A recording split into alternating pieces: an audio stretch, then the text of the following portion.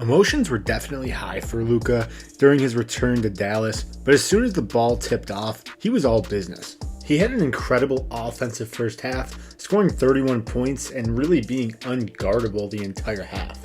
The bigger story though, his return to Dallas.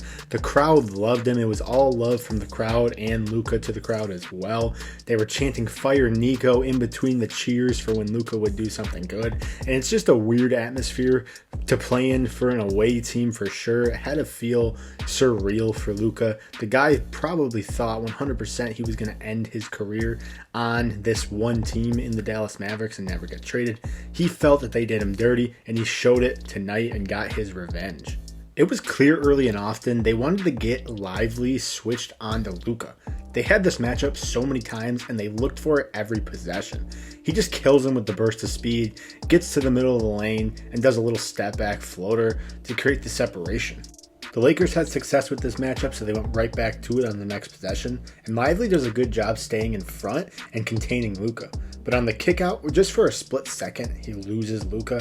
He relocates to the corner and he hits the shot, even though it's a contested three in the corner. Lively has a hand up. Look how contested this three is and how high he jumps with his length. Luka still knocks it down. The Mavericks don't switch on this play, but in the recovery of PJ Washington, Luka takes advantage of it. Drive, kick, he's always making the right pass, and that's what makes him so great. He creates these open opportunities for others just as much as himself, and also the accuracy of the passes to put it right on the money to hit Rui in rhythm. I think they even mentioned it on the broadcast, but Luka's not that fast, and his handle isn't the craziest and quickest. But he's so good at using angles and techniques. In this case, he's attacking that top foot of AD, and once he gets his hips turned, AD's not able to recover, and he's able to create the separation with the step back, and it's a shot Luka can hit in his sleep because he practices it all the time. It literally is his go-to move. Simple basketball here. On the post-up, one-on-one, squares him up, and you know what they say? Hand down, man down, right in his face, knocks the three down. You got to get a hand up. It's not just the elite scoring, it's plays like this that if you're a Mavericks fan, it makes you sick. That how could you trade a generational talent like this? No matter what team he's on, that team is going to get exponentially better offensively, and the shots they're going to get are going to be far better than if you didn't have him on the squad. Gotta love this possession. This is just a grenade. The shot clock's running down, they give him the ball, try to make a play.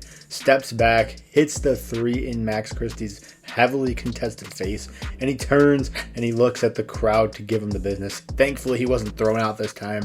That ref was out of control, but it's just shots like this that show off how great Luka really is. Looking to get Luka in open space, coming off the dribble handoff, but they end up switching it.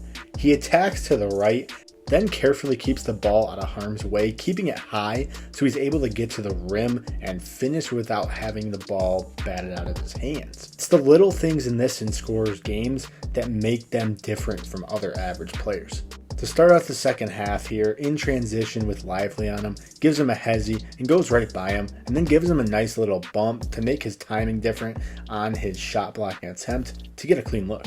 Luka's very strong. He's probably one of the best in the game at using his body to not only create separations for shots, but throw off defenders' timing and throw off their ability to contest or block his shot. This is really the brilliance of Luka's game. As soon as he catches at the top, he's surveying the field and noticing that LeBron is already posting up in position to get that lob pass, but also seeing that Finney-Smith could pop out here on the flare screen and get that shot as well. He's just making the right reads and getting LeBron the ball in the post for the easy bucket. The Lakers are so hard to guard with their personnel. LeBron and Luka are basically a cheat code. He's going off in this game, so getting the screen, they come out and double him. But the problem with that is the Lakers have been sending people to the middle every time Luka's doubled, and he always makes the right pass. Gets the ball to Rui in space, and look how much space he had to work with. That's an easy warm-up jump shot. Basically pick your poison. Let Luka beat you, or let him make the right pass that's going to beat you. I'm happy for Luka. He had a great revenge game coming back here. I mean, look at this last shot that he really made here.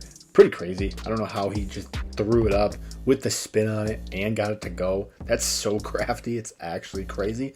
But I'm excited for how this team is playing. Going into the playoffs, they look really good. And also for the Mavericks, Too bad we didn't get to see their full force. That would have been a crazy comeback game if Kyrie was healthy and everybody was full force. That would have been awesome to see. But at the end of the day, it's all love between Luka and the fans, so that's really cool. But too bad for the rest of the league. Nico Harrison pissed Luka off, and now he's going to the playoffs angry.